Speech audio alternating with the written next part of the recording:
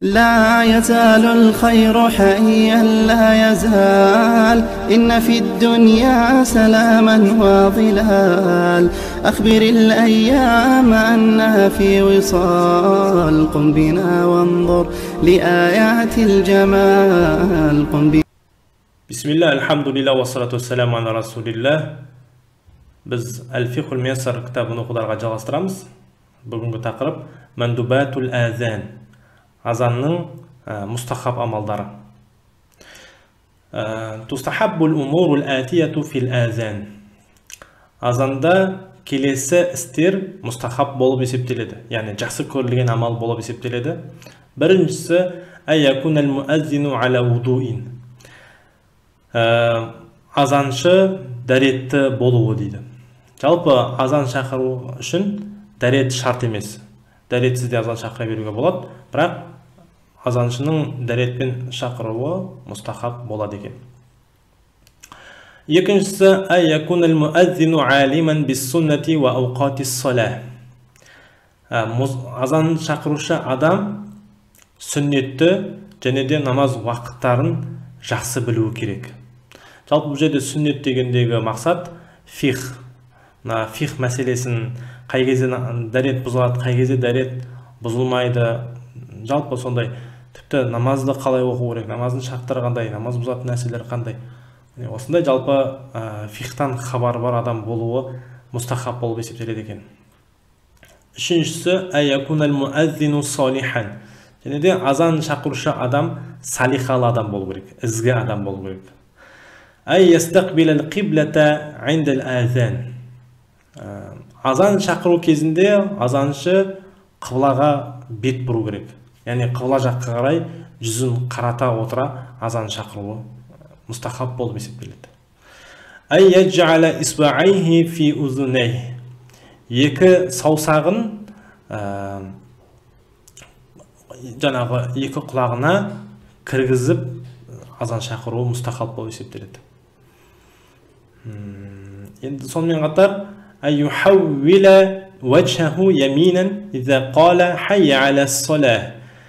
Азаншы хайя аля салах деп айтқан кезде жүзін оң жаққа қарай не істеу керек? Бұру керек. Оң жаққа қарай қисайту керек екен. Оң жаққа қарай бұру керек. Ай юхаувила ваджхаху шималан иза қала хайя аля аль-фалах. Ал хайя аля аль-фалах деп айтқан кезде жүзін сол жаққа қарай бұруы керек екен. Яғни сол жаққа қарай сәл жүзін, бетін, тұла бойын, айтқан денесін сәл бұру керек. Аяқтар орында тұра береді, тек жаңағы денесімен бұрылады. Жетінші айяфсила байнал азани вал иқамати биқадри ма яхдуру фихи ал-муаззибуна аля аль-жамаа. Азан мен иқаматтың арасын жамағат намазына күнделікті жиі келіп жүретін адамдар келіп жиналатын уақытқа дейін, жиналатын мөлшерде бөлу керек. Яғни азан шақырғаннан кейін сол жамағатта қатысатын адамдар жиналып келетіндей уақыт тосуы керек екен. Яғни сондай үзіз қалдыру керек азан мен қаматтың арасында. Енді ол көбінесе біздің жергілікті мешіттерде 10-15 минут уақыт тосады. Әмма иза кана яхафу фавата ас-салах фа иннаху ла юаххиру ас-салах. Ал егерде намаздың уақыты шығып кетуінен, намаздың уақыты өтіп кетуінен қорқатын болса, онда намазды кешіктірмей бірден азан шақырып, қамат түсіріп оқи береді. Жақсы. Сегізінші айяфсила фил мағриби биқадри қираати саласи аятин қасира ау биқадри саласи хутуат. Ал ақшам намазында азан мен иқаматтың арасын дейді қысқа 3 аят оқылатын деңгейде ғана үзеді. Яғни азан шақырғаннан кейін қысқа 3 аят оқылатын деңгейде бөлу керек. Яғни қамат пен азанның арасы сондай деңгейде ғана үзіліс жасалған болу керек. немесе биқадри саласи хутуат, немесе 3 қадам жасалатындай уақыт қана тосу керек екен.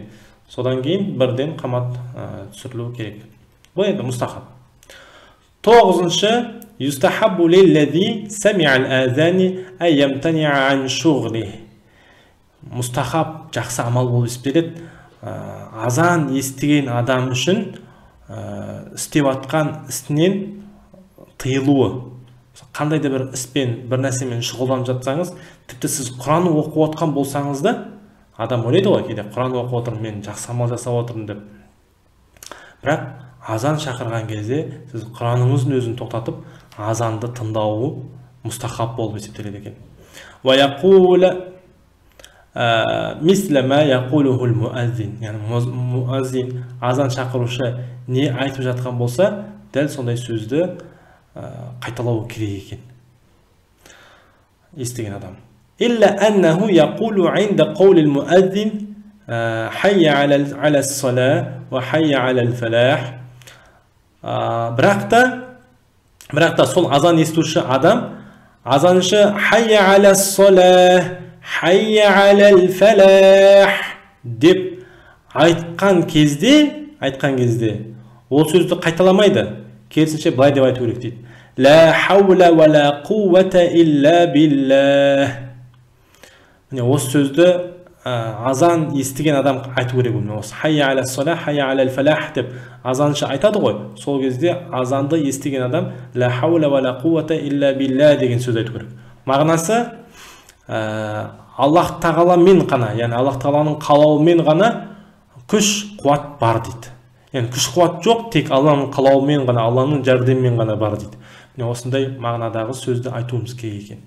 Ва яқула инда қаулил муаззин ас-салату хайрун минан наум садақта ва барарта. Ал енді азан естуші адам, азаншы таң намазының уақытында ас-салату хайрун минан наум деген сөзді айтады. Білесіздер, алдында айтқанбыз.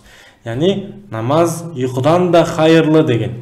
Осы сөзді айтқан кезде азан естуші адам былай деп айту керек екен.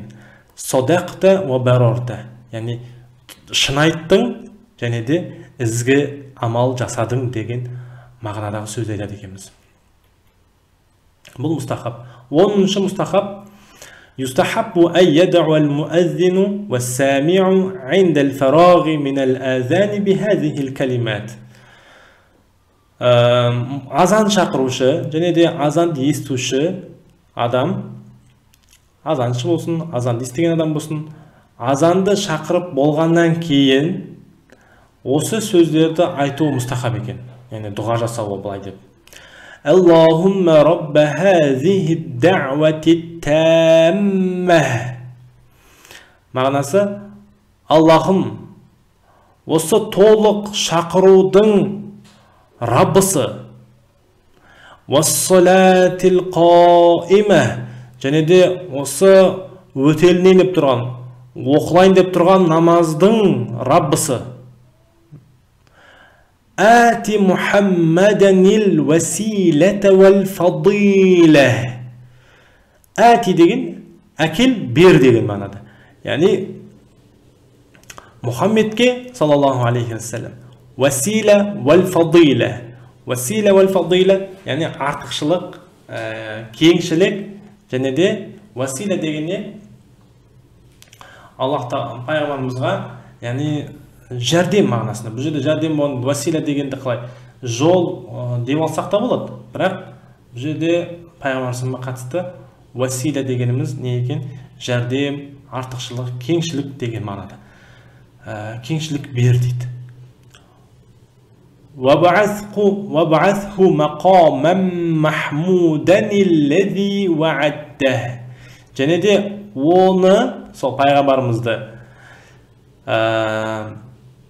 өзің уәде еткен мақтаулы орынға тірілт дейді. Яғни мақтаулы орында тірілт. Ваб'асху жалпы қияметте айтып отыр. Қияметте тірілткен кезінде өзің уәде еткен мақтаулы мақам, яғни дәрежеге қарай тірілт деп отыр. Міне осындай дұғаны айтуымыз керек екен. سبحانك اللهم وبحمدك نشهد أن لا إله إلا أنت نستغفرك ونتوب إليك. لا يزال الخير حيا لا يزال إن في الدنيا سلاما